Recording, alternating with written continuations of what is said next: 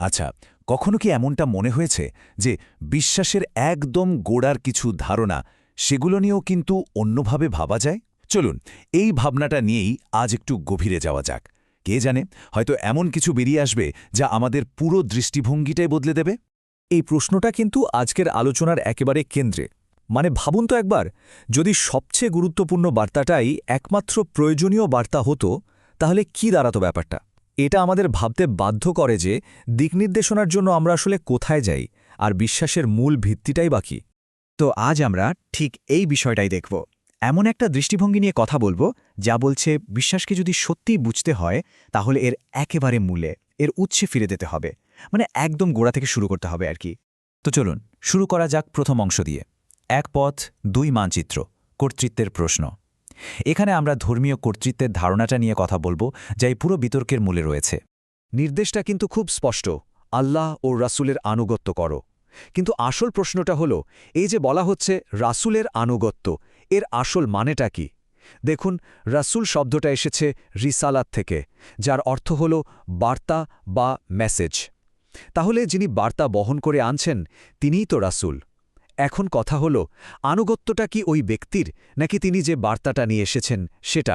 কোরআনের এই আয়াতটা দেখুন, এখানে বিষয়টা আরও পরিষ্কার হয়ে যাচ্ছে।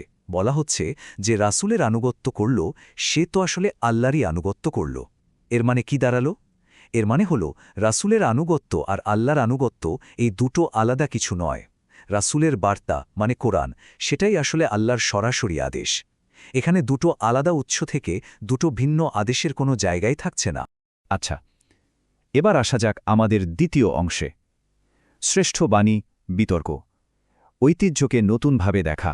এখানে আমরা হাদিস শব্দটা নিয়ে যে বিতর্কটা রয়েছে আর এই দৃষ্টিভঙ্গি থেকে কিভাবে একে নতুন করে ব্যাখ্যা করা হচ্ছে সেটা একটু দেখব। তো হাদিস বলতে আমরা সাধারণত কি বুঝি? প্রচলিত ধারণাটা হলো এটা নবী মুহাম্মদের কথা, কাজ বা অনুমোদনের রেকর্ড, যা বর্ণনাকারীদের একটা চেইনের মাধ্যমে আমাদের কাছে পৌঁছেছে। ঠিক এই প্রচলিত ধারণাটিকেই আজকের এই দৃষ্টিভঙ্গিটি প্রশ্নবিদ্ধ করতে যাচ্ছে। আর এখানেই আসছে মূল যুক্তিটা। এই দৃষ্টিভঙ্গি অনুযায়ী কোরআনের মধ্যেই একটা আয়াত আছে যেখানে বলা হচ্ছে আল্লাহ অবতীর্ণ করেছেন সর্বোত্তম বাণী আহসান আল হাদিস, মানে কোরআন নিজেই নিজেকে শ্রেষ্ঠ হাদিস বা বেস্ট স্টেটমেন্ট হিসেবে দাবি করছে। এটা কিন্তু একটা বিরাট ব্যাপার। এর পরের আয়াতটা তো আরও সরাসরি একটা প্রশ্ন ছুড়ে দিচ্ছে। অতএব আল্লাহ ও তার আয়াতের পর তারা আর কোন বাণীতে হাদিসে বিশ্বাস স্থাপন করবে? এই দৃষ্টিভঙ্গি থেকে প্রশ্নটা হলো, যদি আল্লাহর আয়াতই চূড়ান্ত হয়, তাহলে দিক নির্দেশনার জন্য কি অন্য কোনো উৎসের সত্যিই কোনো প্রয়োজন আছে? এই সংখ্যাটার দিকে একবার তাকান। 5,93,000, প্রায় 6 লক্ষ। অবিশ্বাস্য মনে হতে পারে, কিন্তু এই দৃষ্টিভঙ্গি অনুযায়ী ইমাম বুখারীর মতো একজন প্রখ্যাত সংকলক প্রায় এই পরিমাণ হাদিস বর্ণনা যাচাই বাছাই করে শেষ পর্যন্ত বাতিল করে দিয়েছিলেন। মানে প্রায় 6 লক্ষ থেকে বেছে নিয়েছিলেন মাত্র 7,000-এর কিছু বেশি। এই যে বিশাল একটা ফারাক, এটা কিন্তু অনেক বড় একটা প্রশ্ন তৈরি করে, তাই? আচ্ছা, এবার আসা যাক আমাদের তৃতীয় অংশে, সাম্প্রদায়িক পরিচয়ের ঊর্ধ্বে পরিচয় সংকট। এই অংশে ধর্মীয় বিভাজন আর পরিচয়ের বিষয়গুলো নিয়ে কথা বলা হবে। এখানে দেখুন, এই দৃষ্টিভঙ্গিটি কোরআনের একটা খুব শক্তিশালী আয়াত সামনে নিয়ে আসছে, যেখানে বলা হচ্ছে, এবং মুশরিকদের অন্তর্ভুক্ত হইও না, যারা নিজেদের দিনকে বিভক্ত করেছে এবং বিভিন্ন দলে পরিণত হয়েছে।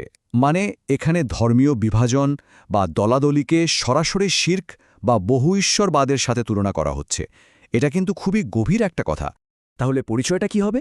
এই দৃষ্টিভঙ্গি অনুযায়ী কোরআনেই সেই উত্তরটা দেওয়া আছে। বলা হচ্ছে, তিনি তোমাদের নাম রেখেছেন মুসলিম, পূর্বেও এবং এই কিতাবেও। তো যুক্তিটা হলো, যদি আল্লাহ নিজেই একটা নাম দিয়ে দেন, তাহলে কি আর অন্য কোনো পরিচয়ের দরকার পড়ে? তাহলে এই অংশের মূল কথাটা কি দাঁড়াচ্ছে?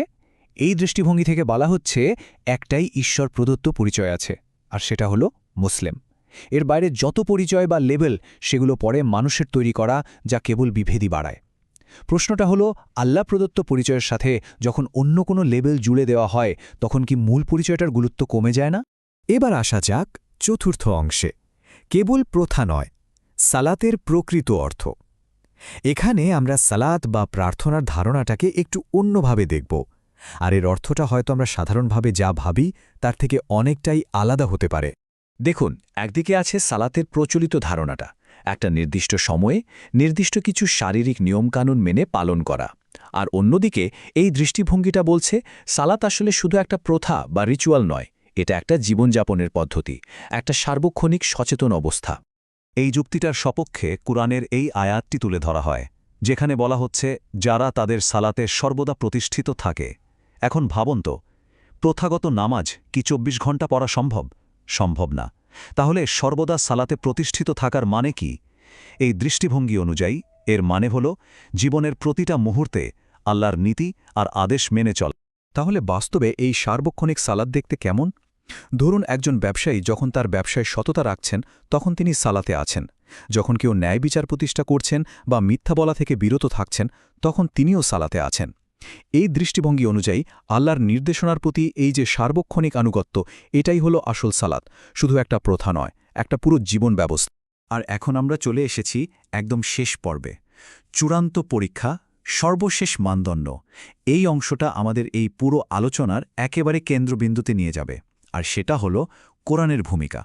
এই দৃষ্টিভঙ্গির অন্যতম প্রধান ভিত্তি হল এই আয়াতটা, আজ আমি তোমাদের জন্য তোমাদের দিনকে পূর্ণাঙ্গ করে দিলাম এবং ইসলামকে তোমাদের দিন হিসাবে মনোনীত করলাম। যুক্তিটা খুবই সোজাসাপটা।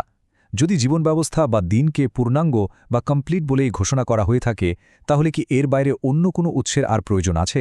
আর সম্ভবত সবচেয়ে শক্তিশালী যুক্তিটা আসে এই আয়াত থেকে। একবার ভাবুন, বিচার দিবসে রাসূল কি বলবেন? তিনি বলবেন, হে আমার রব, আমার জাতি এই কুরআনকে পরিত্যাজ্য হিসেবে গ্রহণ করেছিল। অভিযোগটা এটা নয় যে মানুষ তার কথা শোনেনি, অভিযোগটা হলো তারা কুরআনকেই পরিত্যাগ করেছিল। এই দৃষ্টিভঙ্গি অনুযায়ী জীবনের মূল গাইডবুক হিসেবে একে গ্রহণ না করাটাই হলো পরিত্যাগ করা। তাহলে শেষ পর্যন্ত এই প্রশ্নটাই থেকে যায়, যদি একটা পথপ্রদর্শককে সম্পূর্ণ বা কমপ্লিট ঘোষণা করা হয়, তাহলে তার পরে আসা অন্য সব কিছু তাৎপর্য কি দাঁড়ায়? এই প্রশ্নটাই আলোচনার একেবারে মূল সংকটকে তুলে ধরে।